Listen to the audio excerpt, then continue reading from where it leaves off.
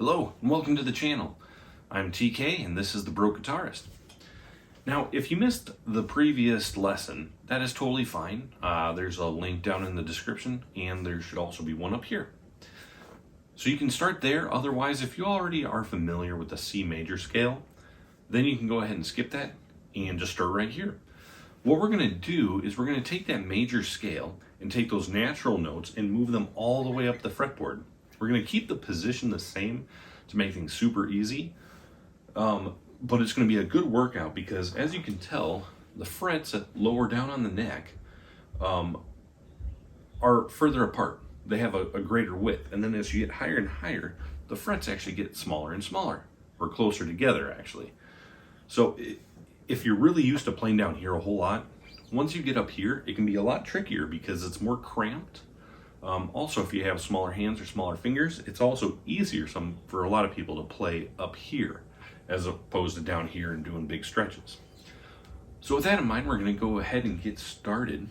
Now, the natural notes of the C major scale are C, D, E, F, G, A, B, C. So here we have our octave, but this note can also be played up here. And that's what we're going to do today. We're going to go on this 5th string and play the C major scale, and then go all the way up until we end up here. So in order to do that, we're going to play that same exact shape. Now, in the description below and at my website, thebrokeguitarist.com, I have a lot of reference material and things to make things a lot easier.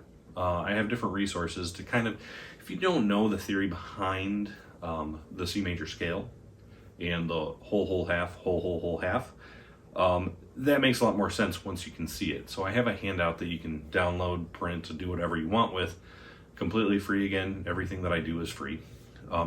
Please take a look at that. But I'm going to just briefly explain it.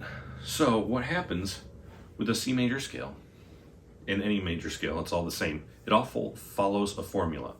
So it goes, each fret is a half step up. But in order to make the C major scale or any natural major scale, it goes up one whole step, up another whole step, up a half step, a whole step, another whole step, another whole step, and then a half step.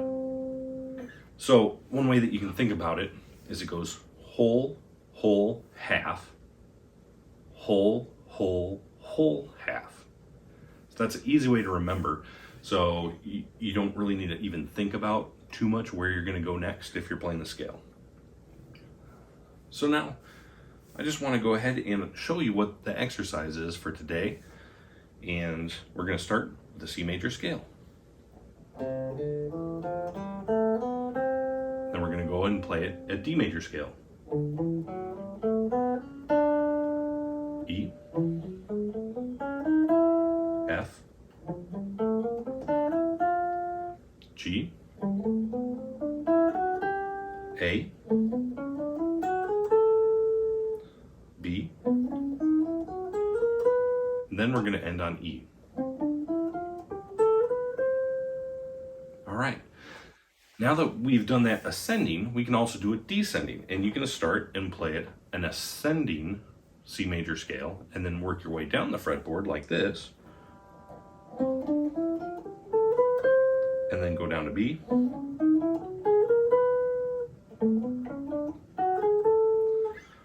the other thing that you can do is just play the actual descending scale but starting at the top. Then you can play the C descending major scale starting up here.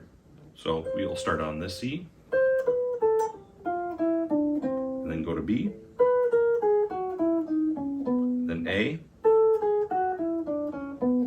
and play all the way down until you get down to the C here.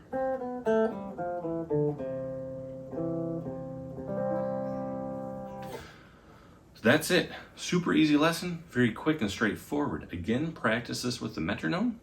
Practice up, down. Another thing that you can do is you can play the C major scale, or all the scales, but ascending and then descending as well. That would look something like this.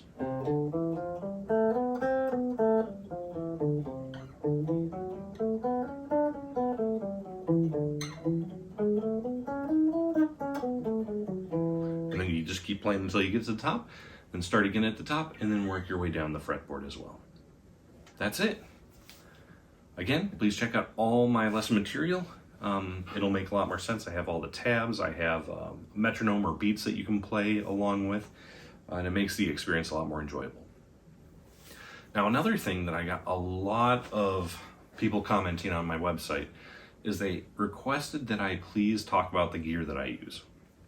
So in this video, I use this. This is the Sawtooth, the ST-24M. So let me just show you a little bit about it. So with the ST-24M, 24 meaning 24 frets, it has this really, really beautiful finish. This is a matte, almost like it's like a white eggshell, but the texture feels kind of like an egg. It's pretty cool, and it's matte, which I love. It has a Floyd Rose original trim system, which is the FRT 100, and it has a really, really nice fretboard. That's one of the things that I liked a lot about this guitar when I got it. Let me just unplug here. So all of the frets were very evenly spaced. It was very nice. As you can tell, I don't have the truss rod cover on. I was doing some adjustments just a little bit earlier today, and I didn't put it back on because I needed to wait until the neck settled before I see if I need to adjust it anymore or if I just call it good. So I really like this guitar. A couple of the things that I don't like about it, and I'll start with the back, is on the tremolo cover, it was extremely, extremely tight.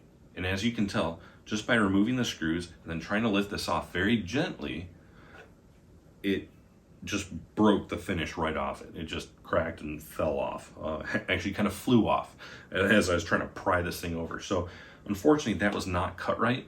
It was way too tight, and even without a lot of humidity where I live, still caused a lot of problems.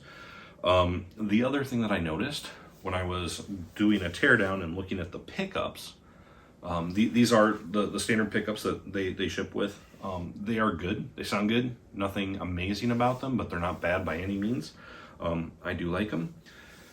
But I was looking at how these were anchored in, and I noticed that one of the tremolo claw screws was actually a lot longer than the other trem screw, and it went straight into the pickup. So it came this way from Sawtooth with a screw screwed into the pickup. Now, amazingly, it doesn't have a lot of noise bleed or a lot of noise when I use the neck pickup, which is great, but still I feel like that's a major quality issue that should never have happened. The other thing, and this is completely personal preference here, is it does have a glossy back neck. Now, I prefer more of a matte or unfinished neck, just because it's a lot faster for me. If I'm playing a gig or I'm nervous while playing or something like that, you know, my hands can kind of clam up, and then it makes sliding a lot more sticky. So if I'm doing any type of slides or fast fretwork, my thumb can kind of tend to get stuck a little bit. Again, that's just a personal preference. The other things though with this is really bad. As a final note, the pricing that they have right now for this guitar, last I looked, they're charging or retail $950 for it, $950. Now with the Go DPS app, you can always get 20% off. Even at that price, I feel like things like this are not good. I'm trying to think of a polite way to say it, but this should not be occurring on a guitar that is almost $1,000. I mean, that's a big flaw. Now, when I just recently looked at these guitars, it looks like they actually have the tremolo cover that sits on top. It's not flush like this is. It actually sits on top, and I think that probably a lot of other people had that issue, so I'm glad that they addressed it. Hopefully the ones that ship out aren't like this, because it's a shame to spend so much money on a guitar and have it just break.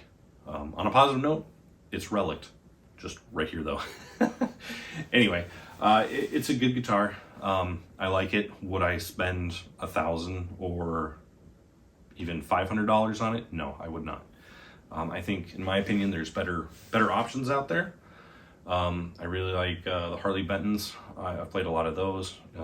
ERT guitars, they're good for beginners as well, and they have a lot of high-end finishes on some of the guitars. I don't have a ton of experience with Sawtooth guitars. This is the only one I've played, so maybe it was just a fluke. I know a lot of the reviews are really good. Some of them are not so great, but anyway, that was my experience with it. I'd like to know what you think if you have one or have played them. Please let me know in the comments below. And then last, please do like, subscribe, and comment. This is a brand new channel, and everything that I do is completely free. Once I get to the point where I can actually start monetizing videos, 100% of all net profits are going to go back to you as a subscriber through giveaways and other things. Anything that I can think of. I have a job, and I like my job. This is not my full-time job. So I really want to give back to anyone who needs it. After all, I'm the broke guitarist, and I know there's a lot of broke guitarists out there. They could just use something. So I'm here to help. That's what I want to do. Now, as a last giveaway, let me just set this down here. As a giveaway, we're going to do another pick giveaway. This is what we did last time as well, but we're going to do it again. So what I have here is I'm going to be giving away 2 of these bad boys. These are the Ernie Ball medium glow-in-the-dark picks. They're really cool because you just hold them up to a flashlight for a little bit or your phone light, and it lasts a really long time in the dark. You can play. It's kind of like the lumen lays, dots on the side of a guitar. These are really cool, and they're fun. I'm going to be giving away 3 hex picks. These are by Clayton. These are 1mm picks. They're really good.